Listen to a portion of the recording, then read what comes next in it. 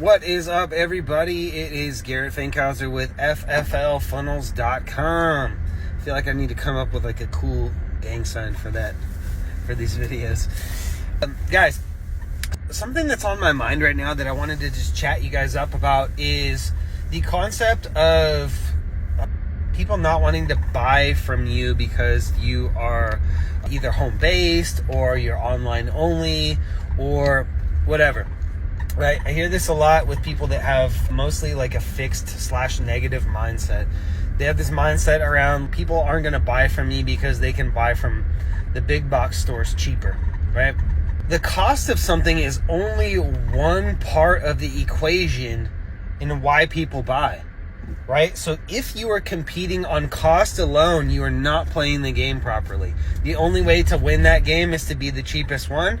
And what happens when you're the cheapest one is either you have a lot of capital investment behind you, like Walmart, or you fucking go out of business. If that's the game that you're trying to play, good luck. Those are not people that I would want to take on as a client because you're not going to make it.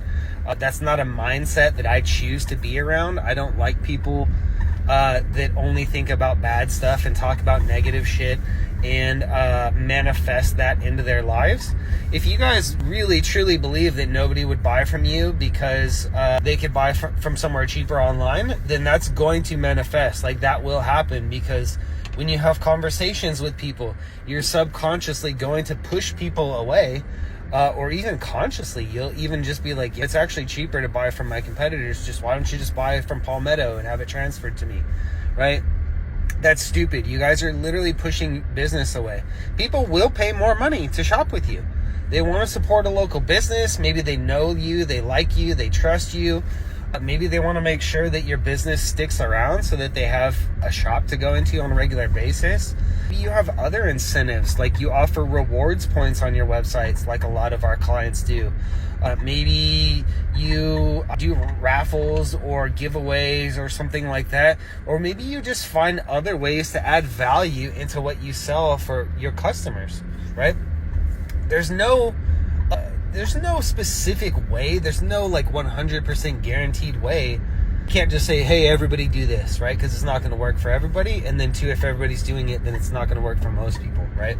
But what I want you guys to like realize here is not all business is done off a price. We charge more than most of our competitors, and people still shop with us on a regular basis. We get clients every week. We have a lot of clients, right? So that there tells you that it's not all about price. Our clients shop with us based on value because they know that what we provide is much more than what the other companies provide. We get better results. We have a better system. We have better search engines. We have better backends. We have better support. All of this stuff combined creates more value. People are willing to pay more money. Guys that do a lot of your own stuff, you have an advantage here. When I say do a lot of your own stuff, let me clarify what I mean by that. I mean that like you're manufacturing your own items, you are serial coding stuff, like you're customizing stuff, or you're making your own stuff. That you guys have an advantage because you can actually add more value in that.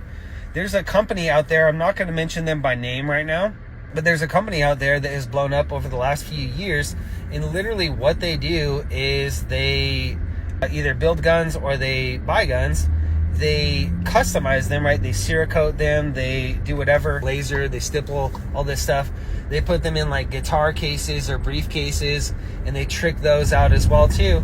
And then your $999 Smith & Wesson and your $500 Glock end up being a $3,500 package deal, because they're all Cerakoted and lasered and stippled and come with a custom briefcase and all this other stuff, right? That's an example of how one company that I know of, just off the top of my head, is adding a lot of extra value on top of just buying a standard like M&P Sport or a standard Glock 19, right? So guys, Get this shit out of your mind that nobody's going to shop with you because of the big box stores. You're competing with them already. You're competing with everybody else already. So people ask me, well, what about your competitor? I don't even think about my competitors.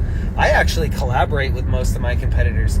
We're actually collaborating with Core right now on their POS system to be able to offer that to our clients. We've collaborated with a lot of other companies as well, like agencies and things like that, to be able to offer you guys really cool stuff and make it a win-win-win, right? It's a win for us, it's a win for the other company, it's a win for you guys as a client, right? There's no reason that you guys can't do this in your business, right? I'm here to help instill some faith in you that, like, you guys can do this, you guys can make it happen. I have stacks and stacks of undeniable evidence that there's dealers out there just like you guys, just fucking like you, that are absolutely crushing it every month in the online space. Not only that, but they're using online to drive more traffic into their brick and mortar or whatever else they have set up, right? Now, that's not to say that it's not hard.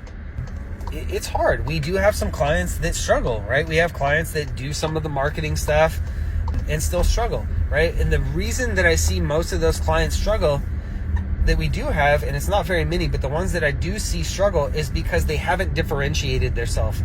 They're literally still competing on price. We're able to get them the traffic. We're able to set up the systems that increase conversions and do all this other stuff.